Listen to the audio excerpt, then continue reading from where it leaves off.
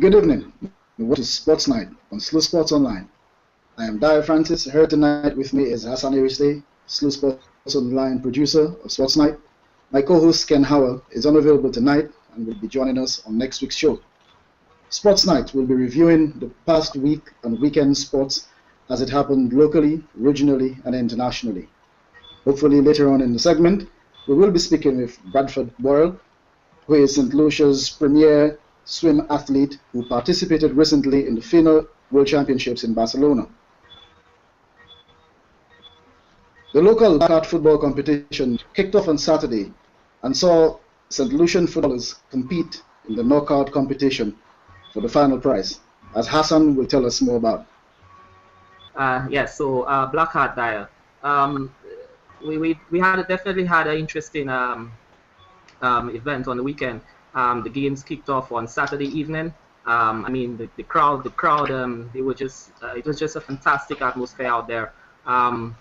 We had a few teams taking part. I can recall one of the most interesting games actually. Some persons may disagree with me. They may say the game that took it all was probably the game that had over 11 penalties, right? But for me, over the weekend, the highlight was really Deriso versus Miku, and that game eventually ended up in a 2-2 draw. Deriso played. They played football. You talk about football, they played it all. Miku got a break. They got a break. They actually got a goal that went in. That goal actually went in off a deflection in the end after a fantastic goal by Deriso, who were one ahead. From the time he could pull it back, the game kind of changed. The game it moved towards Miku a bit, and eventually the teams are all square after full time. They went into extra time, and it was just a phenomenal. Guys were like, oh, not again, not another penalty shootout. You look at penalty shootout, and 3 of the 4 games went into penalty shootout. Excellent. And we look forward to your predictions as to who you think might be the winners later on in the segment. Now over to the UK, where the first and exciting Barclays Premiership started this weekend. Robin van Persie and Danny Welbeck both scored braces as defending Manchester United champions started a new English Premier League season with a 4-1 win over Swansea City. But Arsenal was beaten at home by Aston Villa on Saturday. After a less than convincing pre-season, all eyes were on David Moyes at the Liberty Stadium, and Red Devils gave their new manager a winning start to the campaign. Van Persie opened the scoring with neat-looking finish in the 34th minute before his strike partner Welbeck doubled the tally after tapping home a cross from Antonio Valencia from close range 2 minutes later.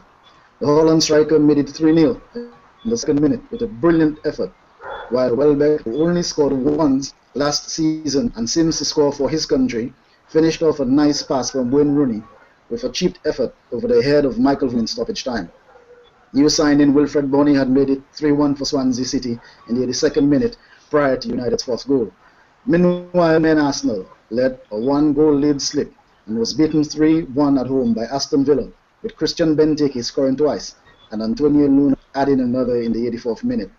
Olivier Giroud had given Arsenal a 6-minute lead when he guided home a cross from Alex Oxlade-Chamberlain. Laurel Koscielny was sent off for 2 bookable offences. Elsewhere, on Saturday, Daniel Sturridge scored the first goal of the Premiership season to beat Stoke City 1-0 with a precision strike on his foot to the far corner. With new red Simon Mignolet some fine saves, including a late penalty from Jonathan Walters. Joe Cole, reviving his career for West Ham together with Kevin Nolan, scored for West Ham United in a 2-0 win over New Boys Cardiff City. Ricky Lambert scored a late penalty to give Southampton 1-0 win over West Brom, and Sunderland suffered a 1-0 defeat at home to Fulham, while Ricky van Welswinkel scored the equaliser in Norwich City's 2-2 tie with Everton. Chelsea, under the special ones return to the Stamford Bridge, made a remarkable start to their season with a very high-paced, high-powered first half of the season. They pushed on exceptionally well, scoring 2 goals, as New Boys De Bruyne pushed through a pass to Oscar as he pushed it through the legs of the goalkeeper to score magnificently. Frank Lampard then stunned the crowd with a 35-minute screamer, which rose over the wall and dipped immaculately, hitting the back of the net, leaving the keeper with no chance whatsoever. This evening, Newcastle suffered at the hands of a raging Man City with their £100 million signings and new manager Manuel Pellegrini. They stormed to a 4-0 lead as they beat Newcastle, who were down to 10 men, as a result of a reckless challenge on Innaugural from Stephen Taylor. The scorers were Torre, David Silva, Innaugural, and Nasri, who came on as a substitute. The season is hit as it has started immaculately. Now back to you, Hassan. Who do you think are your predictions to win the Blackheart competition this year? If there's one place I'm going to be biased, it's on SSN. I think it's going to be a keen contest this year again. I honestly believe that the team that everybody thinks who will not win are going to take the Premier League. The red half of Manchester. It's Manchester United. I think that's the team with the new boss, right? I think that team should make under David Moyes. It's a huge one. It's a huge gamble, providing that they've not had any major signs. But it's also said that it's all the team. It's all in experience and what they before. They may not have a manager who has won much, but mind you, they have team players who've won quite a bit, and I think it's going to be the two Manchester teams, Chelsea and Tottenham for this one. And I would say Manchester United edges it at the end of the season by 8 points. By 8 points. The consensus is that manager David Moyes has failed to make any signings. In fact, he has botched the transfer window completely by not being able to persuade anybody to Manchester United. How do you see that affecting the season as it goes on? I'll tell you, one season it does not affect. It does not affect the Blackheart football playing over the next few weeks. That's for sure. It's not going to affect the Blackheart football. I know it's not going to affect any other supporter other than Manchester United supporter who probably saying to themselves, oh, well, hey, I'm sure if we try and get a signing for probably a grade school footballer, we might miss out on him. He might turn us down. At the moment, it doesn't look like anybody wants to sign for Manchester United. It's simple. Hey, you're going to sign for this team. The spotlight will be on you because, hey, they need someone in that midfield. Everybody knows that. So, I mean, give him time. I mean, we know that there's still time in the season. We have a few things that we have to listen to when we think of these transfer things going on and these rumors. Let's just wait and see. The team. This team might sign somebody. They may not. But as I said, the signing for sure, it will affect them. But as to how much, I don't know. Hey, 4-1 on the weekend. Who knows? Indeed. In fact, the press and all concerned are screaming for Arsene Wenger's head. Chants were coming out of the Emirates Stadium that the fans were dismayed, singing, "You don't know what you're doing." It seems Arsene Wenger may have run his course. I'm pretty sure my co-host Ken Howell next week will have his say on that, as we see if Arsenal can bounce back. Imagine, down to 10 men, 3 goals scored against Arsenal at the Emirates Stadium. What's happening at Arsenal? What do you think is happening? Should Arsene Wenger stay, or do you think they'll bounce back? One thing that I know that is happening at Arsenal is that Moyes is probably going to win more trophies than Arsene Wenger has in his career. But to be honest, I mean, Arsenal, we know he's a great coach when it comes to bringing players up, and you see, when you have this feeling that something works, well, that's what works for him in bringing some stars out and making money. So he's gambling on that. They're not making that push that everybody expected, after they made that big push for Higuain, which was a surprise for many, but it had some intent in it, and I'm surprised they've not gone out from there. It just looks like, hey, let's just make people believe that we're looking for a big signing. It made some persons feel that way. But I'm telling you something, if there are certain fans who are out of it in terms of signings as much as Manchester United fans, I think the Arsenal fans are next in line. And in terms of Arsenal's head being out the door, I think that's going to be more difficult than getting the trophies out the door, out of the Emirates. It's going to be more difficult to get Arsenal out. I believe that it's gonna be interesting. Interesting one for Arsenal yet again. I think they struggle for fourth place. Yeah. Let's move on from the Barclays Premiership and talk about the CPL. The CPL has definitely built up a head of steam. Unfortunately for St. Lucians, the Zouks are no longer in the running. Tell us what's most important for you right now in the CPL, Hassan. In terms of the CPL, it's an interesting thing. I mean, we followed it. It was fun. It was really good. I mean, amongst the losses that the Zouks presented, and I mean, we in St. Lucia, we support this franchise, and you know, one thing I must say that the crowd, they were behind this team regardless of what happened. They came out expecting something to happen. It's just the first season, and you must give them that. They were one of the underdogs. We could say what it made. The two teams who were out were simply underdogs in terms of Antigua and Antigua Hawksbills and Hawksbills and St. Lucia Zouks. We see the team definitely next year. There may be one or two changes. I know that the captain Darren, he really did his best. He went out there, he played his guts out. He had some innings that we haven't seen in a while, coming from his bat especially. And you know, we expect there to be a bit more. I mean, we had Kenny Luis Flores, who was actually under 23 cricketer in St. Lucia. He didn't get a chance, but we expect to see probably more of him. Wishing the best that he goes out there and finds a spot on that team. It's good to see the local guys on the team along with the international guys. But I suspect next year St. Lucia Zouks would definitely be coming stronger. I think next year the tournament would be a bit more balanced in terms of the other two teams, to be honest. And we expect the same excitement.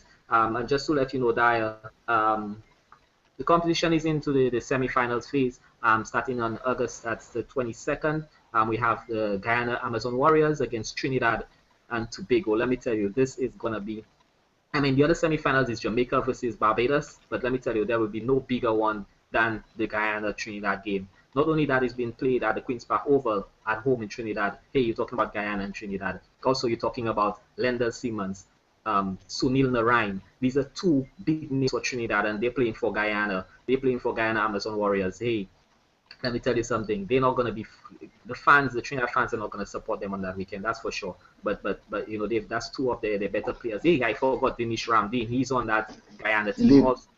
Yep. So it's really going to be a very interesting semi-finals. So the 22nd, Guyana Amazon Warriors versus Trinidad and Tobago Red Steel, and then we have on the 23rd, we have Jamaica Talawas with Chris Gale going berserk in the last game against Barbados Tridents, and we know what Pollard can do. So two very, very interesting games coming up, the 22nd and the 23rd. So book your calendars, guys, and enjoy the rest of the CPL. Hassan, who do you see advancing to the finals? St. Lucia Zouks. Yeah, we would have loved St. Lucia Zouks to be there. So we currently, I mean, and I'm saying it for me, not SLU Sports Online. I believe that the winner between Guyana and Trinidad are going to win the tournament. Interesting. We will look out for the finals and hope that your predictions are accurate. But the one between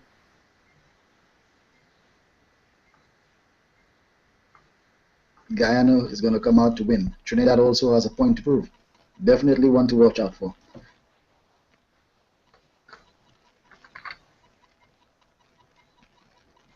On other local sports, let's talk about the swimming. St. Lucia seems to have found itself with a core of talented swimmers. And as those swimmers are developing very interestingly, we have at the forefront one of our most talented, Bradford Worrel. Brad has done exceptionally well, breaking his record, setting a personal best. Later on, we hope he will come and tell us all about this. Moving right along to table tennis.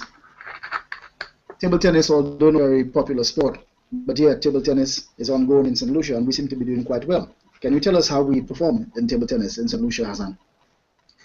In terms of table tennis, I must say that the guys this year are really pushing quite a bit. They really doing their best to get table tennis out there even more. We know the German Chris Wells, he has many programs going around the schools with table tennis. They definitely putting in some more tournaments, and we have a tournament actually coming on August 24th and the 25th at the Grosley Secondary School. We have the OECS tournament coming up, and on the 27th to the 31st, we have at the Possession Indoor Facility, we have the Caribbean tournament coming up. So we know there are guys like Adrian Albert, Omar, Chris Wells, and I mean, when you go on the site, you could actually see the rankings on the table as far as table tennis is concerned. And we expect a good showing in this tournament. We expect the guys to make table tennis even a bigger thing in St. Lucia. It's definitely growing. It's definitely getting better. It's definitely having some more excitement, and we expect that the tournament to add this bit to it. I know it will be recorded, so it's something to be proud of. That sport, and of course you mentioned earlier swimming, two sports that really we have some talent there, and it's good that they're getting some more persons who are interested in the sport, and you know the media now is really pushing to get those two sports out there. Do you see us into our Olympic persons, our Olympic crew in the next 2 years in swimming and table tennis? As far as the two sports are concerned, I prefer to let probably Brad speak about swimming. Table tennis, definitely will get somebody to speak about that. But in terms of what I know, I mean there are guys who are getting better, and that's good, because you know there's one thing to be awesome, but the point is you have to start by getting better, and the folks are getting better. It's good to hear that, because you know you get better until you stop getting better. So they've not stopped getting better.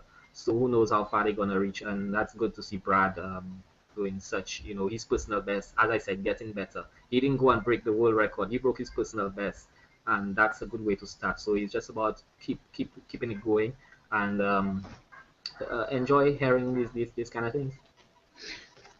Right. Hassan, Sports Nite is a creation, and tonight is our inaugural show, our very first show on the new website, St. Lucia Sports Online. Can you tell us a little bit about St. Lucia Sports Online, and what are your hopes for the future for this website and also for this program that we've now started? Definitely, we our first thing that we're gonna do to definitely make everything better is to order some awesome webcams for everybody, you know, including two of us. So, so you know, but I mean, basically, it's all about the fun of it. We want to make things different. I mean, we want to know that, you know, persons don't have to go to the studio. You could be at your home. You could have your interview from your home. You know, you could give your views. You could just come online, stay on your Facebook, listen to the show, watch the show online. You know, a lot of things that are being done online. Persons right now, yes, you go and watch the television, but unfortunately, a lot of us now go and watch it for news, right, to hear something bad. But when persons are online, that's usually where we are. I mean, it used to be, you know, 8 hours on the playing field. Now it's 8 hours and 2 minutes online, minimum, you know. So it's just the vision to go to stream online and get persons used to it. This show, we didn't promote it too much because, of course, we didn't want many viewers, right? But we know that the next show, definitely, we're going to be having full promotion out there. Ken, our co-host, we're hoping to have him from his vacation coming in. I mean, it's not easy coming in after Arsenal, your team loses a game over the weekend, especially 3-1 to an Aston Villa side, who they say, hey, these are youngsters.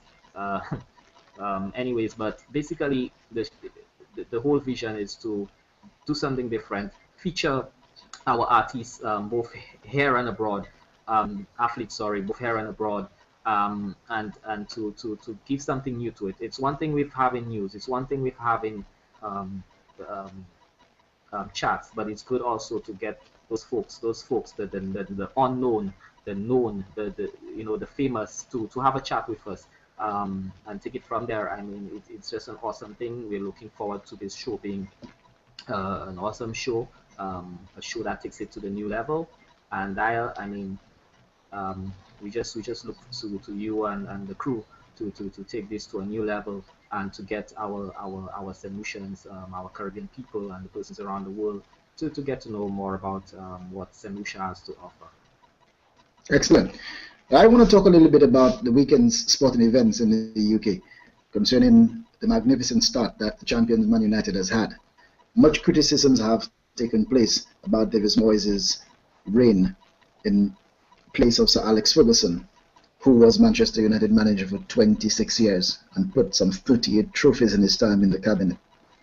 It is said that he may fail, being an unknown in the world of winning. Yes, he's been a coach for 11 years at Everton and has done exceptionally well on a shoestring budget. But now he's been given an absolute chess that he can draw from and buy pretty much what he wants, and he's failed to land a simple signing. The question is, will he run Manchester United like Everton, just almost making it, not getting there, not bringing in the trophies, or will he finally begin to win? The Community Shield that he won, some say, is the start of many things to come. But then again, let's face it, against a Wigan Athletic team that were relegated and who barely put a couple of passes together, it was more like a warm-up game for David Moyes. Personally, Hassan, I'm thinking that we are yet to see what happens. Manchester United, no doubt, was landed the heaviest fixture to start off a season in 20 years. The games are challenging and they're difficult. Having to play Chelsea, having to play Liverpool, having to play Man City. It's an exceptionally difficult task. We will all see how David Moyes will fare up. But Man City came out explosive.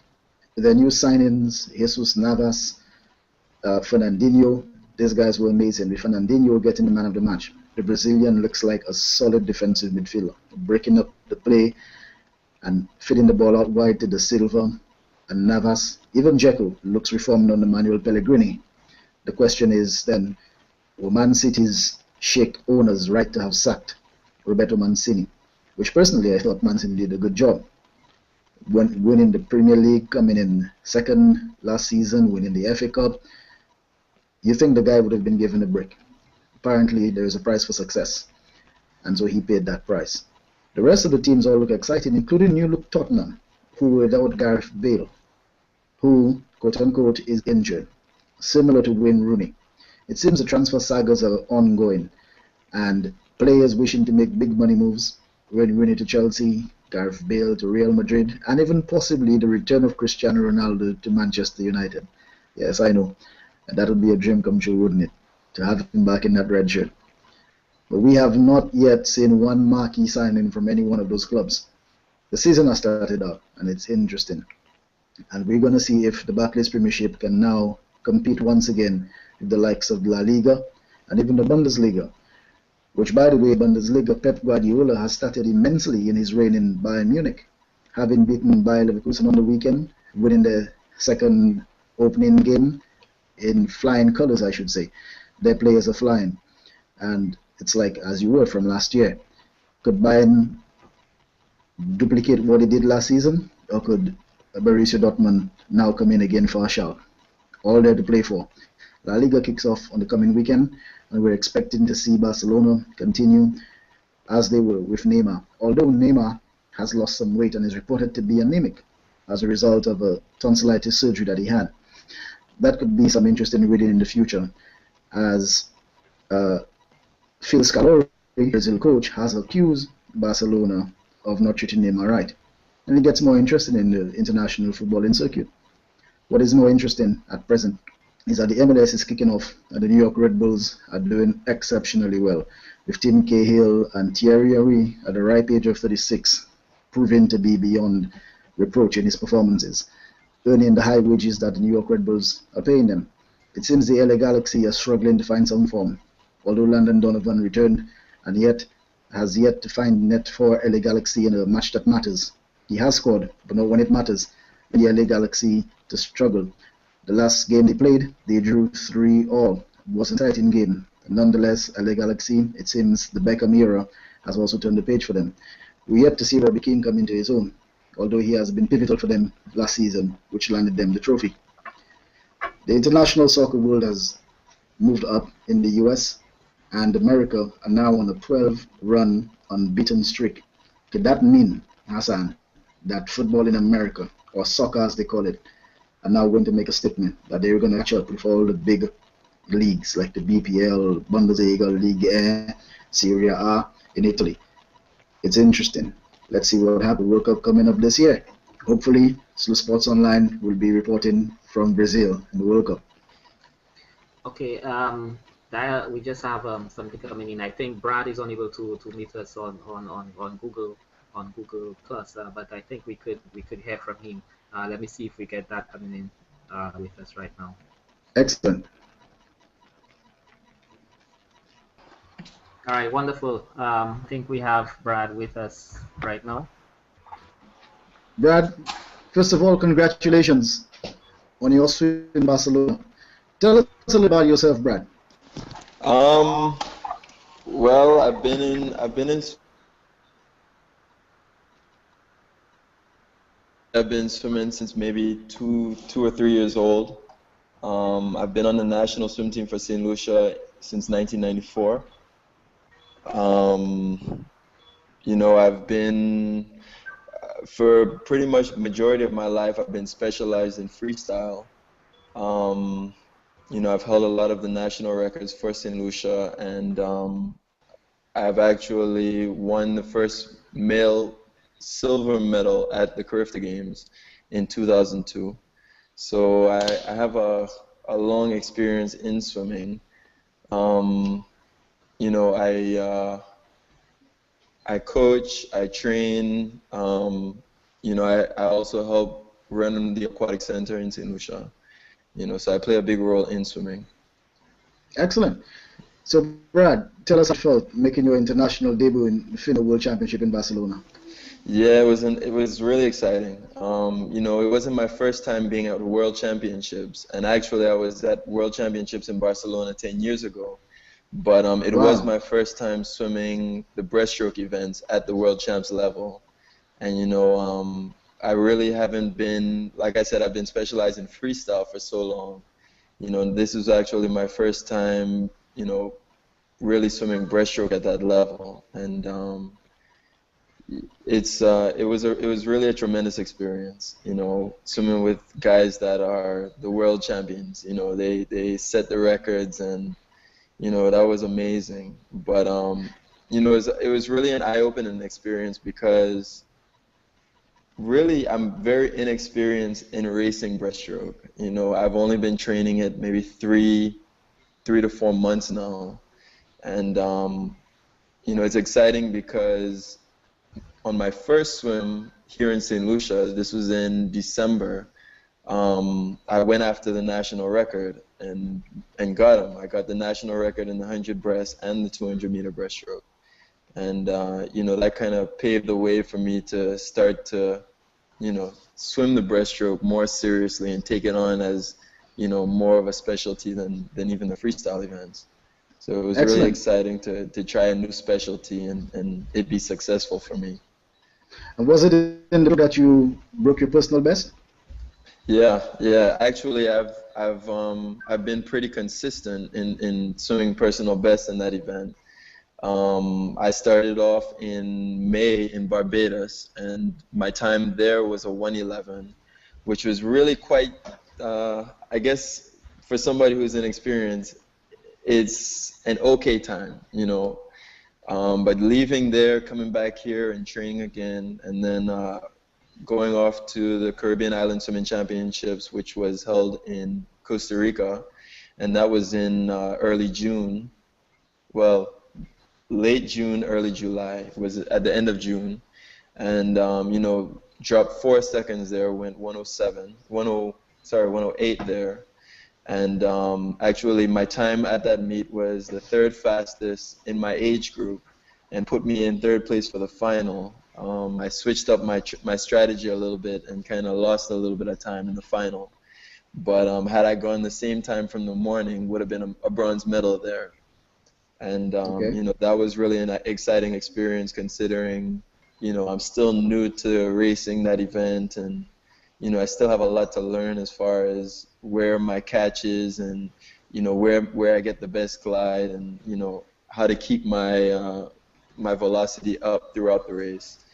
But leaving there 3 weeks later, going to Barcelona for the debut, and you know, dropping another half a second just over 3 weeks really was exciting, man. You know, and I swam the 50-meter breaststroke also in Costa Rica, and the first 50 of my 100 was actually faster than in Barcelona. Was actually faster than the best time that I swam in Costa Rica. You know, so I think, you know, there's a lot of room still for improvement.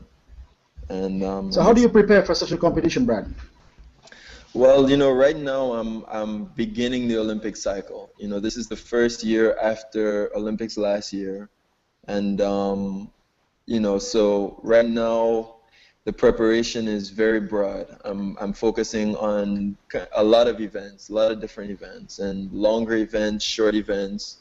So my training, the spectrum goes all the way from the 400 IM all the way down to the 50-meter freestyle.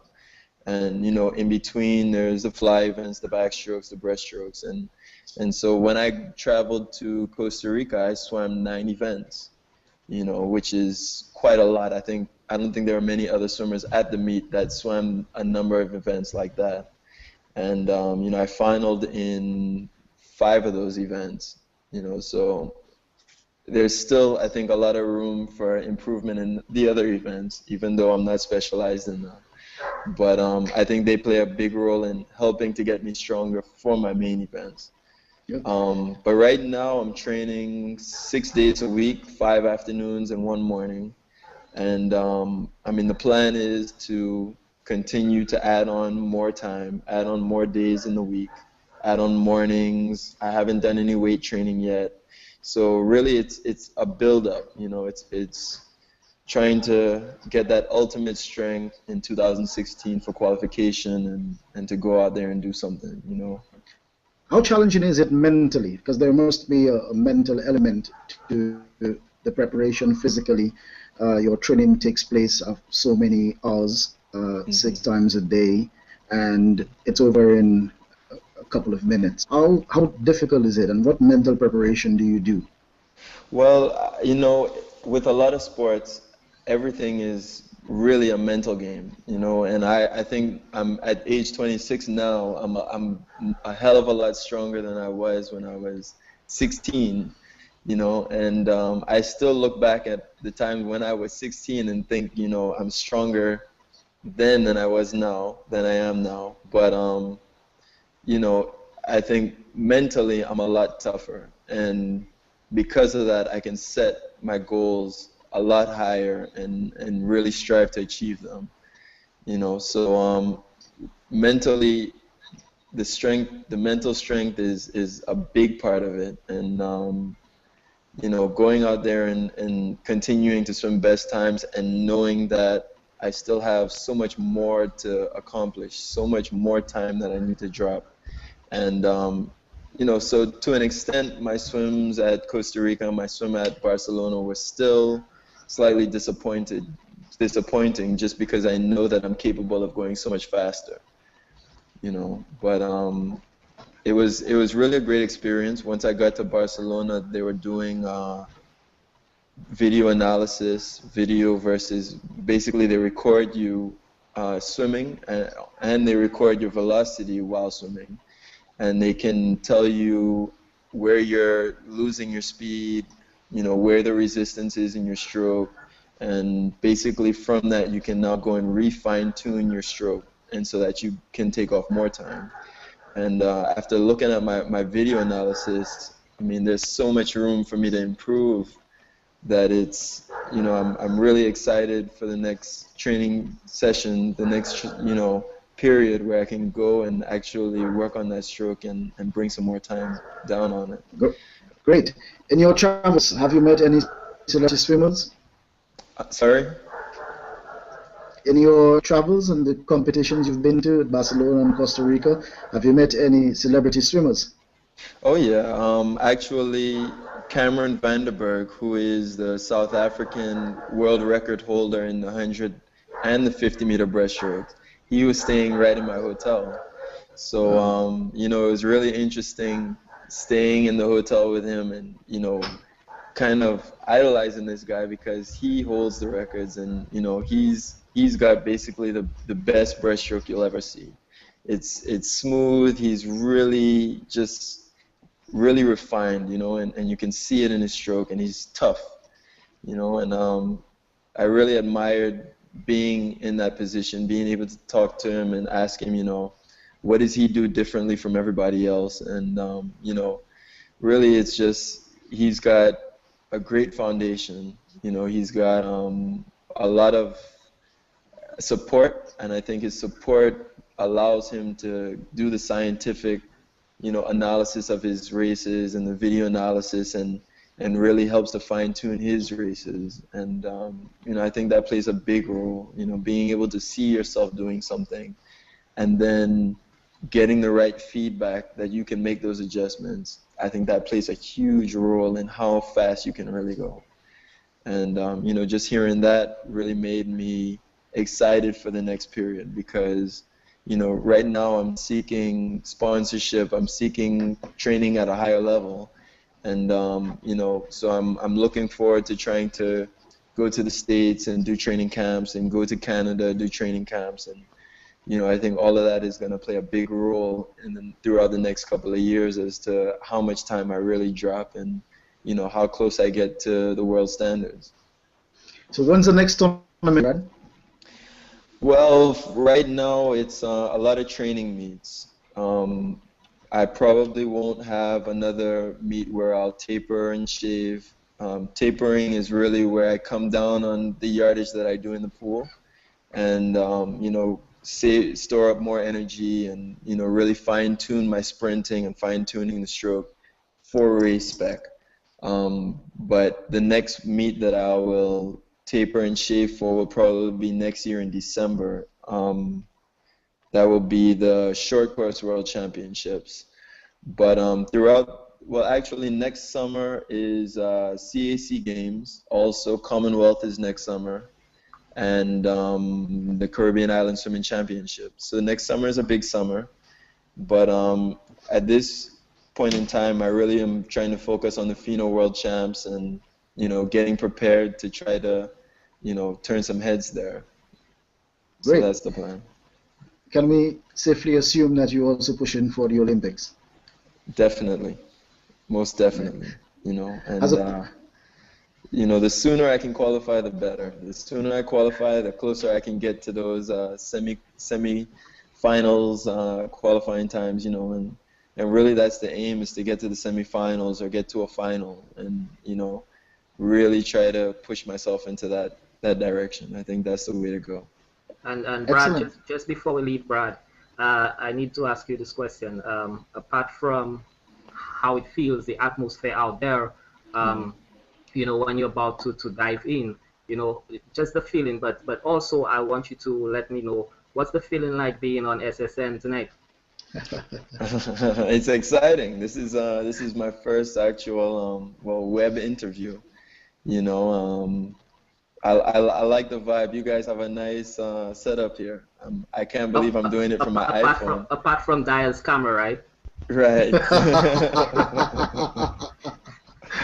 You know, so really exciting. This is I like how you guys have this thing set up, man. This is really progressive. You know. Sweet. And so nice job. Thank you. We look to probably getting some live feed from you when you're about to dive into the water. You know, and guide us through the moments of this, you know, the whole swimming, and we can actually have the camera going through the water and everything, right? You have that type of phone? I'm about to get a life proof case on it, so I can put it under the water and you guys could possibly get in the water with me and see We're what I'm gonna doing. blame Dyer if anything happens. I'll let him replace the phone, no problem. Yeah. So Brad, just before you go, tell us how you would encourage youngsters to follow in your footsteps and to accomplish what you've definitely accomplished as successful as you are, seeing that you were a coach working with youngsters as well. Well, I think it goes way past the swimming pool.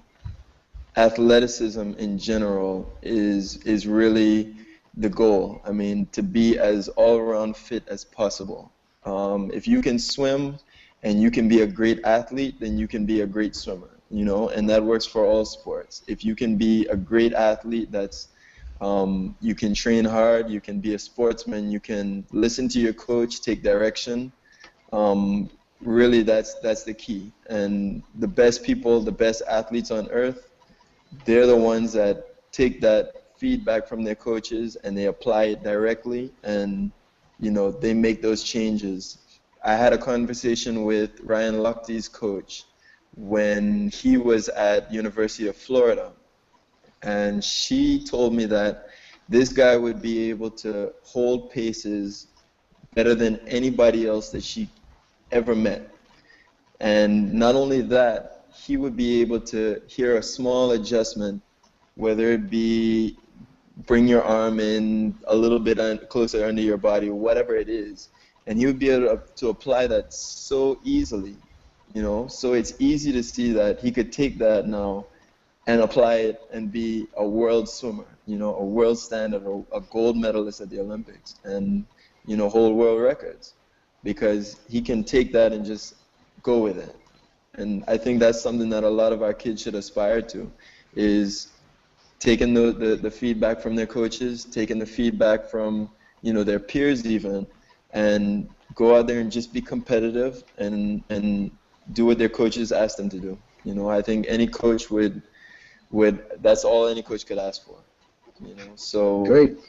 I think any kid that wants to do anything in life, there's so much out there for them. I think St. Lucian kids really have there's a lot available, although I think that we need to push the program in a little bit more in St. Lucia. I think we still have a ways to go to get us to that level. But, the foundation is there. The things are available for us. So I would just encourage them to be an athlete, to go out there, and whether it's biking, whether it's running, whether it's high jump, whatever it is, go out there and be your best. Listen to your coaches, and just be a general athlete. Just be really good at being strong and being, the coordination and everything will come in time. Just go out there and be your best. Very inspiring and informative, Brad. We'd like to thank you for being on our inaugural program of Sports Nite. It's been a pleasure talking with you, and we hope to have you on again as you tell us more about yourself and we follow your career. Sure. Good night, Brad. Thanks a lot. All right, good night, Brad. Have a good night. Wonderful. Success. All right. Well, I could just, he said something. It goes beyond the pool. Indeed. It's a very powerful message to be an athlete. Something that we could probably address to the Ministry of Sports and see what plans are in the future to promote sporting activities. There's really a world of opportunity out there. There are many avenues for the youngsters, and persons such as Brad are inspirational. We need more athletes like that to come forward and to help the youth get to that point where they can actually aspire to become professional. Hassan, tonight our program has aired its first one, and I think it was exceptional. Looking forward to talk to Ken next week, my co-host. I'm pretty sure he will have his views on Arsenal. To him, Arsene Wenger can do no wrong. I remain a Man United fan, and I assure you, I remain a Man United fan. It was difficult to tell that you're one. Indeed, but I'm also a football fan. And unlike the biasness in the Arsenal's regime, everybody who's an Arsenal fan is biased. Arsene Wenger can do no wrong. But the tide is changing. We forgot to ask Brad who is supporting. Yeah. Next time we'll catch him around next time for that. Yes. Um, But Daya, what is your what you never told me who's gonna win the league this year? I think it's too soon to call, but I'll be very honest. After watching Man City play Newcastle tonight, I think they have a very good chance of bringing home the crown. Manchester United, without any new signings to strengthen, would have to be extremely lucky not to have any injuries and to have their star performance peak at all the right times to bring this title home. RVP is what he wants, there's no doubt. We've got Wayne Rooney, who sadly to say is behaving like a 10-year-old. You can't blame the guy. After all, he's been paid £250,000 a week. He might as well behave miserably if he wants. If he can rediscover the formula and settle down, he may give us the extra impetus. The question is really, can Moyes motivate the underperformers, the Chicharito Hernandez? Welbeck seems to have found the spark of form. And we have the youngsters in Junazzi and Lingard, and also Wilfred Zaha, who has a slight, very, very slight resemblance to a young Cristiano Ronaldo. Let's not get carried away. But Manchester United needs some strengthening, no doubt. So with a bit of luck, possibly they can pinch the title, but Man City looks like a force to be reckoned with. They're on fire. Do not rule out Jose Mourinho on his Chelsea side. They mean business, absolute business. And Tottenham are the underdogs. But there is also the comeback of Liverpool. Brendan Rodgers seems to have turned the playing style around a bit, seems to have got them moving the ball better, and seems to have got them a bit more consistent.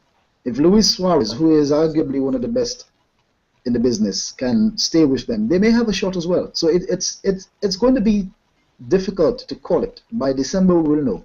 But my pick, sad to say, please don't hit me, Man United fans, Man City 1, Manchester United 2nd, and Chelsea 3rd. All right, wonderful. It's nice that you didn't have a fourth spot, but we could say that Arsenal probably will be struggling with Tottenham for that fourth spot. And we have a little difference in our prediction. I had, I keep forgetting this team's name. Who did I have at number 1? What's that team name I had at number 1, Dyer? I'm not sure. Which team is that? Chelsea? I think it was the red half of Manchester. I'm not sure. Manchester United. I have them to win. And the reason I have them down to win is that they no matter what, they just know how to win, and that's one thing that goes, and it's how long that blood runs in Manchester, and we can't take a chance as Man United fans to yes, not sign anybody and not to want any new signings. But hey, yeah, it's true right now. Manchester, as I said, can't even sign a 15-year-old player or a 12-year-old player from St. Lucia, who might say no to them right now. But the whole point is that they have guys who know how to win. They showed it on the weekend. City, Chelsea, definitely they are threats. These teams have always been threats. These teams have always been in new guys. Probably this is the year that, it doesn't happen for Manchester. But hey, they have to be strong favorites alongside whichever team that is playing extremely well right now. Every year you hear the same shout. As I said, my pick, Manchester United first, Chelsea second, unfortunately, City third, and fourth, definitely not Arsenal. I don't know. But talking about this, Dial, we just before we close, we know that Blackheart, there were some great games over the weekend, and we know that there are opportunities for youngsters in professional leagues over in the US. You are familiar with what goes on down there. You're based in the US. What's it like? How possible is it for someone down here to actually get an opportunity to play professional football in the US? I think first and foremost, it has to start with the individual and their mental attitude towards becoming a professional. And Brad put it best: they need to decide to become an athlete. Becoming a professional sports person isn't a walk in the park. It's about 90% attitude and 10% talent. Sports persons have to have the right attitude. Must be up at the right times, get adequate sleep, work out, eat the right things, drink the right things, stay away from bad things, and excel and push themselves.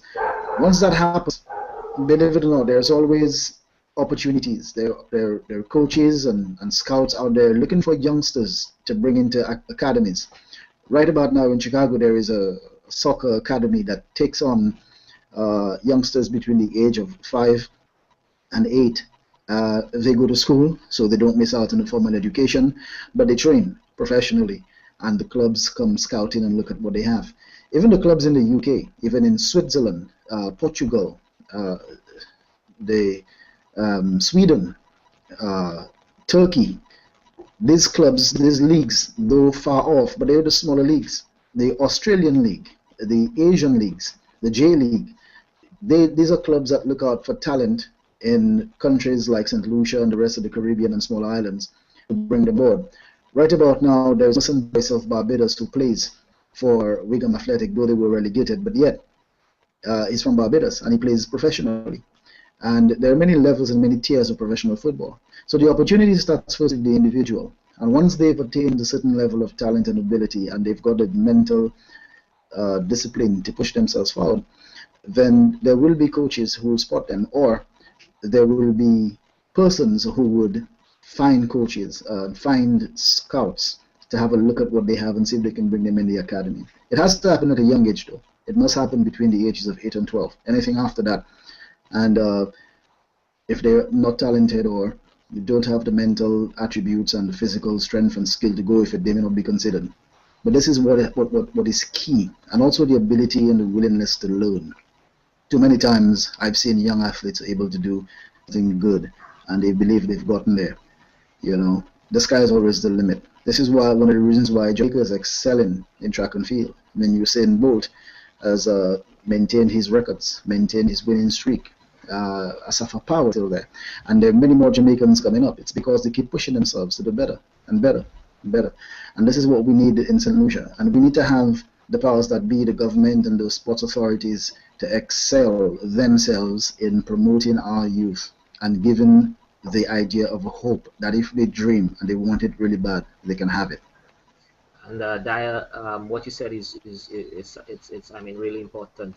And I hope that key persons are listening, or the talk show will be on the site. It will be left there, and they could go back and listen.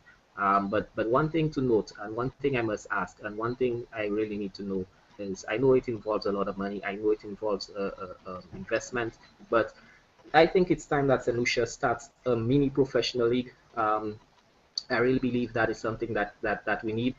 But importantly, I think it's time we start getting our games shown on whether it be online or on television, especially online, whether it be recordings. Because there's one thing about scouts coming down and persons coming to us, but why don't we start going out there? It's something that I have always thought about. If someone is waiting for sports for you to organize it, I guess our next project after SLU Sports Online would be to organize a professional league. But it's something that is needed. We need to get our guys out there. We need them to be seen. We know that Zane, the young man who went to Genoa, Zane, from I think he's not sure if I stand corrected, but he's from he went to Viewfort Comprehensive. But he did. He's a really good player. He got a run with Genoa, and it's stuff like that we want. But then again, scouts are gonna come to St. Lucia if they hear about somebody, and if somebody recommends, and it's gonna take them a lot to come. But or if they're on vacation, sorry, I did not mention that one. But I think it's time we get into the public eyes. This is one thing that I'm hoping that I'm definitely looking at SLU Sports Nite. Can definitely do in terms of the shows. I mean, it would be. I can't wait to hear you and Ken on the next show next week, same time, 8 o'clock, on SLUSportsOnline.com. And I can't wait to hear some of the questions. And of course, persons can send the questions to slusportsnite@gmail.com. That's slusportsnite@gmail.com.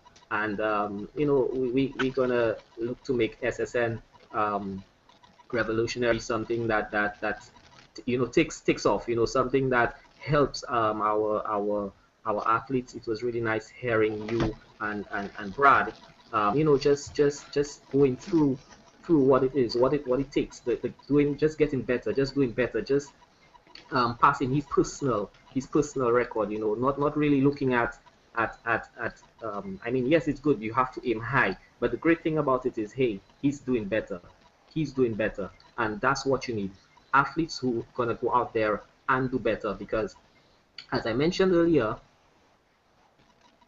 once you're doing better, you have not stopped doing better. So you just need to keep being better, and we know what comes after better, right? The best. Definitely. So Success. that you take it away.